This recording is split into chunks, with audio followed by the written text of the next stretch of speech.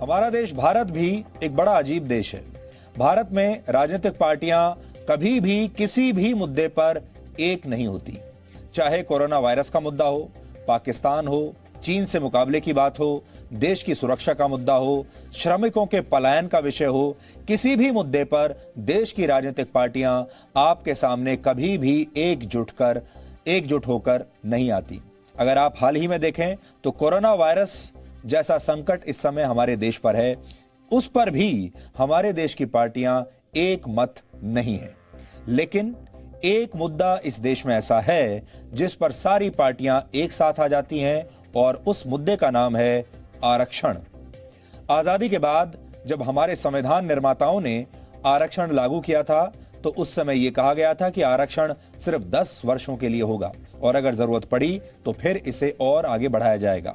लेकिन आरक्षण को ऐसी जरूरत बाद में बना दिया गया कि 70 वर्ष के बाद भी इसका कोई अंत नहीं है।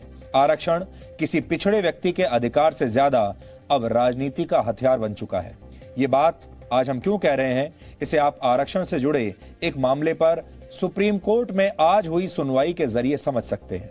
सुप्रीम कोर्ट ने आज एक सुनवाई के दौरान एक बहुत बड़ी बात कही है और वो ये है कि आरक्षण किसी भी नागरिक का मौलिक अधिकार नहीं है। हम जानते हैं बहुत सारे लोगों को यह लगने लगा होगा कि आरक्षण उनका मौलिक अधिकार है और इसमें एक बहुत बड़ा हाथ हमारे देश के नेताओं का और राजनीतिक पार्टियों का रहा है कि उन्होंने आप सबको आपके दिमाग में यह बात डाल दी कि आरक्षण आपका मौलिक अधिकार है, यह तो मिलेगा ही। सुप्रीम कोर्ट ने आज यह बात तमिलनाडु में नीट के तहत हो रहे मेडिकल कॉलेज में एडमिशन पर कही है। नीट यानी national eligibility cum entrance test की परीक्षा राष्ट्रीय स्तर पर मेडिकल और डेंटल कोर्स में एडमिशन के लिए होती है। तमिलनाडु की कई राजनीतिक पार्टियां एक साथ इकट्ठा होकर सुप्रीम कोर्ट पहुंच गईं और यह मांग करने लगीं कि जिस तरह से तमिलनाडु अपने राज्य में 50% ओबीसी आरक्षण देता है, उसी तरह ऑल इंडिया कोटे के तहत मेडिकल और डेंटल की सीटों पर भी 50% ओबीसी आरक्षण होना चाहिए। इसके लिए तमिलनाडु सरकार के अलावा उनके विरोधी डीएमके, सीपीएम, सीपीआई और कांग्रेस जैसी पार्टियों ने भी सुप्रीम कोर्ट में याचिका दायर की और यह कहा कि मेडिकल कॉलेज की सीटों पर 50% ओबीसी आरक्षण न देना संवैधानिक अधिकारों का उल्लंघन है। सोचिए, ये एक ऐसा मुद्दा है जिस पर क्या एआईएडीएमके, क्या डीएमके, क्या सीपीआई, क्या सीपीएम, क्या कांग्रेस, ये लोग कभी भी एक साथ किसी भी विषय पर एक मत नहीं होते, एक मंच पर नहीं आते, लेकिन इस बारे में एक साथ आ गए और इन सब लोगों का कहना है कि इसे संविधान के अनुच्छेद 32 के तहत मूल अधिकारों के उल्लंघन का मामला होना चाहिए। लेकिन सुप्रीम कोर्ट की 3 जजों की बेंच ने तमिलनाडु के इन राजनीतिक दलों की याचिकाओं को सुनने से ही इनकार कर दिया। सुप्रीम कोर्ट ने इन दलों के वकीलों से पूछा कि इस मामले में किन संवैधानिक अधिकारों का उल्लंघन हुआ है, क्या वो ये बताएंगे। जब इन वकीलों ने कहा कि इसमें शिक्षा के अधिकार और आरक्षण के अधिकार का उल्लंघन हुआ है, तो इस पर सुप्रीम कोर्ट ने कहा कि कोई भी यह दावा नहीं कर सकता कि आरक्षण का अधिकार एक मौलिक अधिकार है। आरक्षण देने से इनकार करना किसी भी संवैधानिक अधिकार का उल्लंघन नहीं कहा जा सकता। सुप्रीम कोर्ट ने इन सभी राजनीतिक पार्टियों से अपनी याचिका वापस लेने और मद्रास हाई कोर्ट में जाने को कहा है। सुप्रीम कोर्ट में वैसे तो याचिकाएं आती रहती हैं, ये सब मामले, कानूनी मामले चलते ही रहते हैं, लेकिन यहां आप सब के लिए जो खास बात समझने की है इसमें, और वो एक लाइन की बात है लेकिन बहुत महत्वपूर्ण है, वो ये कि सुप्रीम कोर्ट ये कह रहा है कि आरक्षण का अधिकार नागरिकों का मौलिक अधिकार नहीं है। यह बात समझने की है यहां। अब आप आरक्षण के इस मामले में एक बात पर ध्यान दीजिए। सुप्रीम कोर्ट में याचिका दाखिल करने के लिए तमिलनाडु के ज्यादातर राजनीतिक दलों ने एक गठबंधन बना लिया और सब यही बात करने लगे कि मेडिकल की सीटों में 50% ओबीसी आरक्षण मिलना चाहिए। हम इसीलिए बार बार कहते हैं कि आरक्षण को अधिकार से ज्यादा राजनीतिक हथियार इन पार्टियों ने बना लिया है और देश की तमाम पार्टियां और तमाम नेता ये सोचते हैं कि आरक्षण एक ऐसा अचूक राजनीतिक हथियार है जिसके जरिए चुनाव जीते जा सकते हैं। आज सुप्रीम कोर्ट की 3 जजों की बेंच के सामने जब यह याचिका आई तो उन्होंने भी इस बात पर बड़ी हैरानी जताई कि कैसे एक दूसरे के राजनीतिक विरोधी इस मामले में एक साथ आ गए। सुप्रीम कोर्ट ने कहा कि ऐसा लगता है कि सभी दलों की इस मामले में बहुत ज्यादा रुचि है। कुछ वकीलों ने कहा कि ऐसा तो पहले भी हो चुका है। इस पर सुप्रीम कोर्ट ने कहा कि तमिलनाडु में तो ऐसा पहले कभी नहीं हुआ।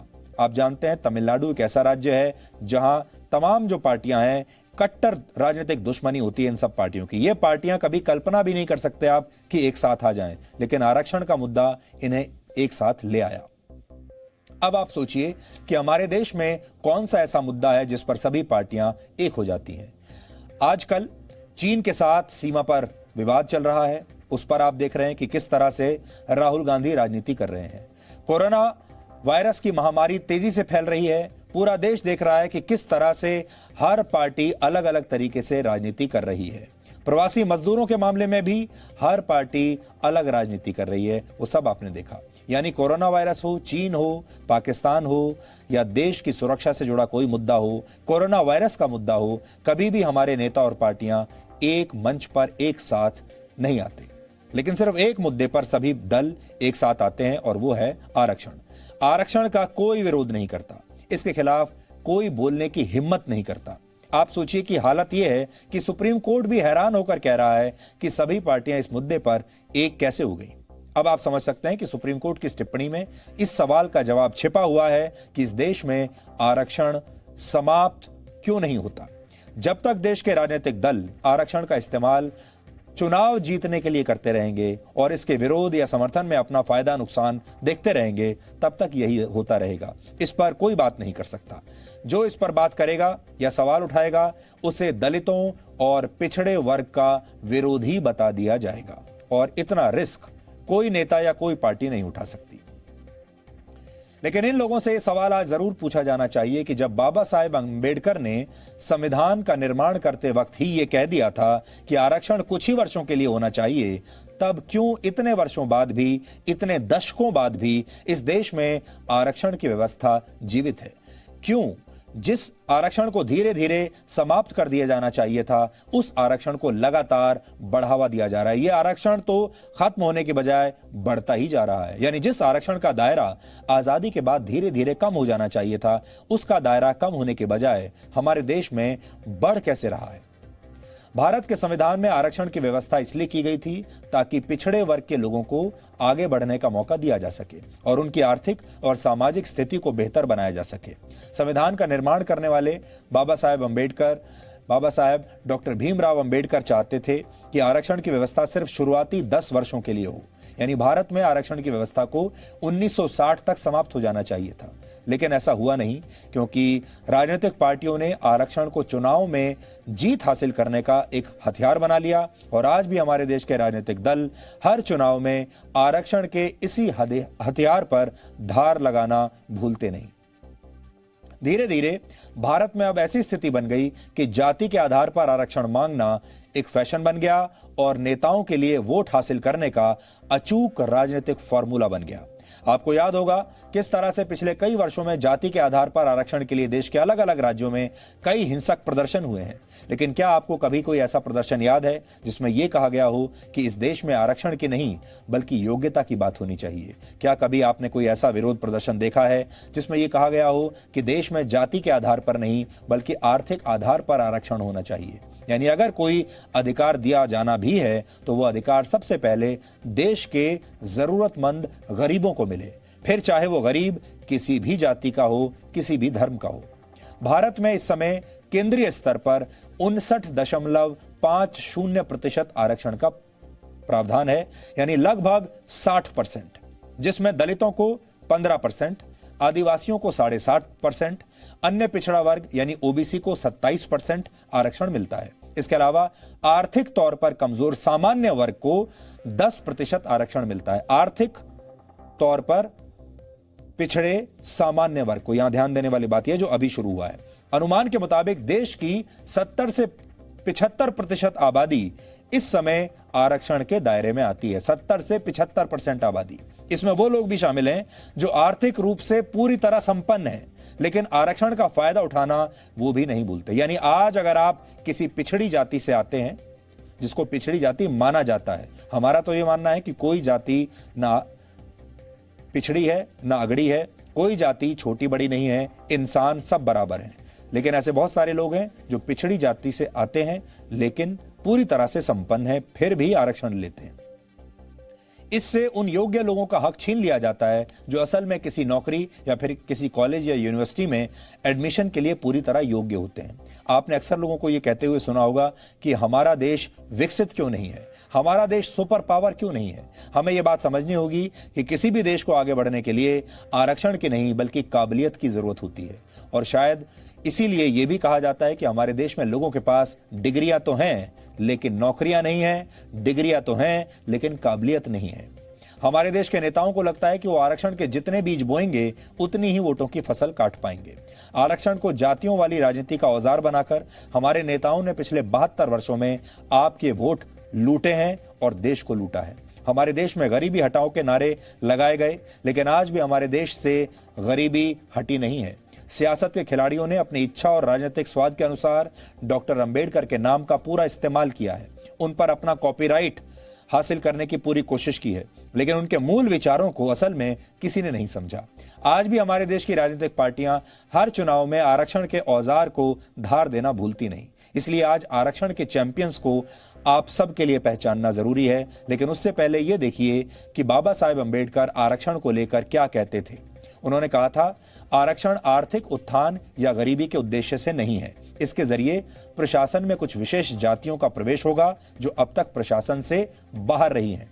इस वर्ग के लोगों को सरकारी नौकरियों में उचित स्थान मिलना चाहिए। इससे इन लोगों को सत्ता के माध्यम से ताकत मिलेगी और ये सशक्त बनेंगे। जहां बहुसंख्यक आबादी सत्ता में अपने हिस्से से वंचित है, वहां कोई लोकतंत्र नहीं है। ये कहा था बाबा साहेब अंबेडकर ने। डॉक्टर अंबेडकर ने ही आरक्षण की सबसे ज्यादा वकालत की थी, ये सही है। लेकिन जो सच आपको नहीं बताया जाता, ये आधा सच है। दूसरा सच आपसे छुपा लिया जाता है। वो ये भी मानते थे कि आरक्षण सदा के लिए नहीं हो सकता। 26 जनवरी 1950 को जब देश में संविधान लागू हुआ तो यह व्यवस्था की गई थी कि हर 10 वर्ष के बाद सरकार इस बात की समीक्षा करेगी कि आरक्षण की जरूरत अब आगे है या नहीं।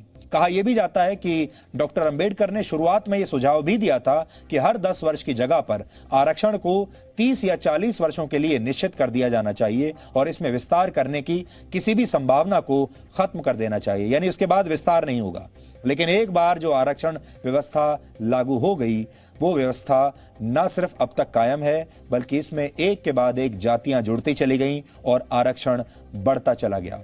जैसे वर्ष 1989 में मंडल आयोग की सिफारिशों के आधार पर अन्य पिछड़े वर्ग यानी ओबीसी को 27% आरक्षण का प्रावधान दे दिया गया। इसके बाद ऐसी स्थिति आ गई कि सुप्रीम कोर्ट को एक बड़ा फैसला सुनाना पड़ा कि आरक्षण किसी भी सूरत में 50% से ज्यादा नहीं होना चाहिए और जो आरक्षण समानता के सिद्धांत का उल्लंघन करेगा उसे लागू नहीं किया जा सकता। लेकिन कई राज्यों ने अपने राज्यों में सरकारों ने आरक्षण की सीमा को 50% से भी ज्यादा कर दिया। जैसे तमिलनाडु में 69% आरक्षण है। हालांकि सुप्रीम कोर्ट ने 2010 में अपने आदेश में कहा कि अलग अलग राज्य 50% की सीमा से ज्यादा आरक्षण दे सकते हैं, लेकिन इसके लिए उनके पास मजबूत सामाजिक और वैज्ञानिक आधार होना चाहिए। सोचने वाली बात यह भी है कि भारत में हर 5 साल में होने वाले चुनाव से पहले हम नई जातियों और नए वर्गों को आरक्षण के दायरे में शामिल कर लेते हैं। ऐसा 72 वर्षों से होता चला आ रहा है। ये पार्टियां और नेता इस उम्मीद में नए लोगों को आरक्षण में शामिल करते हैं ताकि चुनाव में ये जो नए लोग होंगे, नए वर्ग होंगे, नई जातियां होंगी, ये उन्हें वोट देंगे। जबकि होना इससे उल्टा चाहिए था। भारत को अब तक इतना मजबूत हो जाना चाहिए था कि वो हर 5 साल में अलग अलग वर्गों को सशक्त बनाकर आरक्षण के दायरे से बाहर करता चला जाता।